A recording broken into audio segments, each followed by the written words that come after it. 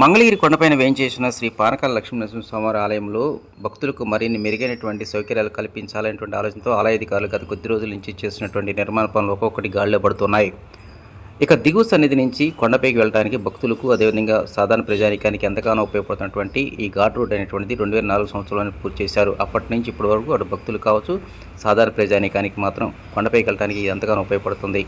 ఇదే సమయంలో ఈ ఘాట్ రోడ్డుకి పైనుంచి భారీ వర్షాల సమయంలో మాత్రం రివిట్ వాల్ కొంతమేర దెబ్బతిన్న నేపథ్యంలోనే కొండరాళ్ళు పడేటువంటి అవకాశాలు ఉన్నాయి. గతంలో కూడా కొన్ని సందర్భాల్లో భారీ వర్షాల సమయంలో కొండరాళ్ళు పడ్డ సందర్భాలు అనేక ఉన్నాయి. దీంతోనే భవిష్యత్తులో ఈ ముప్పునికి ముందస్తు చర్యలు చేపట్టాలని ఆలయ అధికారులు నిర్ణయించారు. దాదాపు 3 కోట్ల రూపాయల వ్యయంతోనే త్వరలోనే ఈ ఘాట్ రోడ్ ప్రక్కనే భారీ స్థాయిలో రివిట్ వాల్ నిర్మాణ పనులు చేపట్టాలని నిర్ణయించారు. దీనికి సంబంధించి ఇప్పటికే ఎన్విరాన్మెంటు ఉన్నతాధికారులు ఈ ఘాట్ రోడ్ను పరిశీలించారు. ఈ ఘాట్ రోడ్లో రివిట్ వాల్ నిర్మాణానికి సంబంధించి ముందస్తుగా ప్రస్తుతం ముళ్ళకంపను తొలగించే కార్యక్రమాన్ని శ్రీకారం చుట్టారు.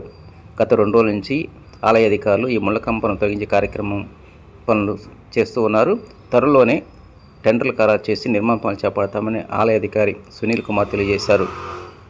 మంగళగిరి శ్రీ లక్ష్మీనరసింహస్వామి ఆలయం అంటే ఎగువ దిగువ సన్నిధిలో భక్తుల తాకిడి రోజు రోజుకు పెరుగుతూ ఉంది. మరి ముఖ్యంగా పానకాల లక్ష్మీనరసింహస్వామి ఆలయంలో సెలవు దినాలు వస్తే భక్తుల తాకిడి బాగా పెరుగుతున్న నేపథ్యం అదైనటువంటి ఇరుకైనటువంటి ప్రదేశం కావడంతోనే త్వరలోనే స్వామివారి ముఖమండప విస్తరణ పనులు శ్రీకారం చుట్టనున్నారు. దాదాపు 6 కోట్ల రూపాయలతోనే ఈ అభివృద్ధి పనులు చేపడతామని ఆలయ అధికారి ఇప్పటికే ప్రకటించారు.